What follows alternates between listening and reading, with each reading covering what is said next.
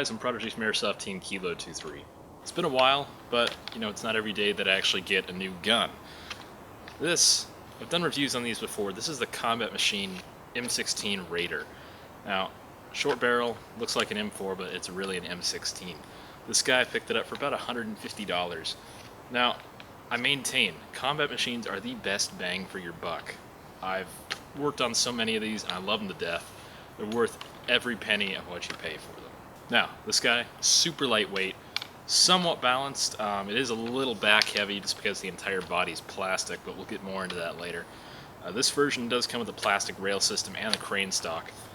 Just best bang for your buck right there. Even if it is a plastic rail system, it's pretty sturdy. You can drop it or fall on it. These things are extremely durable. They're not going to break on you. Crane stock, these things are 40 or 50 bucks extra if you decide to pick one up. Plus you get a wire to the back, so the fact that it comes with it already for just 10 bucks more than the standard version is just phenomenal. The gun obviously comes with the gun, 450 round high cap mag, bag of about 1,000 G&G .2s. These are pretty good quality. An instruction manual. This is the basic stuff. If you don't know what you're doing, read this. And a cleaning rod. Of course, if you're a seasoned airsofter, you've got like 50 of these. Now, before we get started in this review, this is one of those guns where I wanted this particular gun. I really took the time and I looked over all the combat machine models because I wanted another combat machine. They're inexpensive and they're extremely durable. And just they're perfect for the price. You get a lot more than what you pay for, to be honest. You can go pick up a JG for the same price. It's not even close to the same quality as this guy. This guy, I chronoed it at 385 FPS pretty consistently. I shot anywhere from pretty consistent 380, and there were a few that were really high as far as like a 390. The highest one I saw out of about the 100 rounds I put through it so far is like 430, but that was the only one that went over 400. Very consistent around 385, and I'm actually very surprised. I've had several of these, I've worked on a lot of them. I've gotten these to shoot as hot as 410 with just a new cylinder and barrel. But stock out of the box, the hottest I've ever seen these shoot is about 340 to 360. So 385, G&G's obviously stepping up their game a little bit when they make these newer combat machine models. Alright, let's get close up on the gun and actually check it out a little bit more, because it's pretty cool. Now, the gun does come with a crane stock, like I said. The battery is stored in here. It's got two tabs that you push inward. They're kind of a pain once they're new. Pull the little triangle piece off, and you got a mini tight Tamiya connector. The newer versions actually come with the full-size fuse, not the small, weird G&G fuse that's kind of hard to replace sometimes. In front of that, you do have a metal buffer tube. It is kind of a shiny metal. It's not the greatest in the world, but to be honest, when you only pay $150 for a gun, it's not bad quality. Flip it around here, and you've got a sling loop. I bought this particular gun because I wanted the sling loop. I didn't want to pay 10 or 15 bucks more just for that guy. The rear sight that comes with the gun is not going to be the Magpul M-Bus, but it's going to be the standard M16 rear sight that's got the front section hacksawed off of it. This obviously is an aftermarket part. The forward assist on this version of the gun is not functional. However, the blowback version should have a functional forward assist that will decock the gun.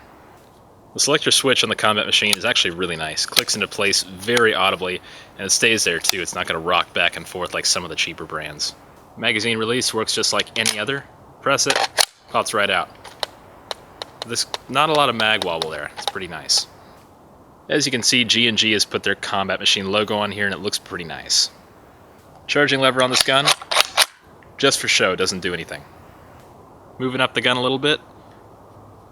The dust cover is spring-loaded shut, so basically you have to get a fingernail in there and kind of open it up yourself. Just inside of here you do have the hop-up dial, just like all the other M4, M16s out there. There is no fake bolt, so oh well. But I kind of like it this way. I don't have to deal with a fake bolt or anything. It's just a very simple system.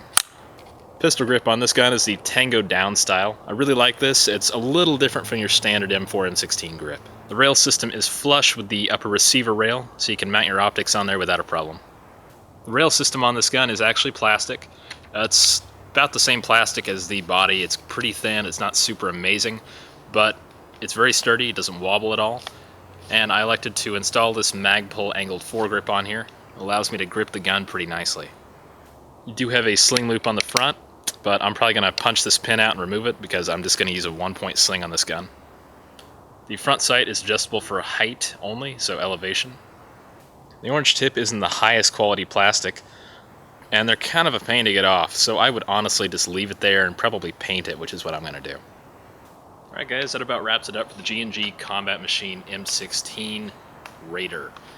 I really like this gun. I'm going to be doing some work to it soon, just some really light upgrades and basic tuning and stuff like that.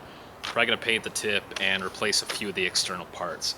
Aside from that, I'm going to leave this as stock as possible and probably run it on a 7.4 volt LiPo just until it breaks or blows up or whatever. Again, this gun chronos at about 385, 380 to 385. This particular model does. Yours might chrono as low as 340 from what I've seen in the past, or it could chrono as high as maybe 400 depending on how your air seal is. One of the few things about this gun that is inconsistent it sometimes seems is the air seal, so I can't guarantee that. Maybe G&G stepped up the game a little and it's shooting a little hotter and a little more consistently. But who knows. Thanks for watching, guys. I'm Prodigy from Airsoft Team Kilo23. This is the G&G M16 Raider. Take it easy.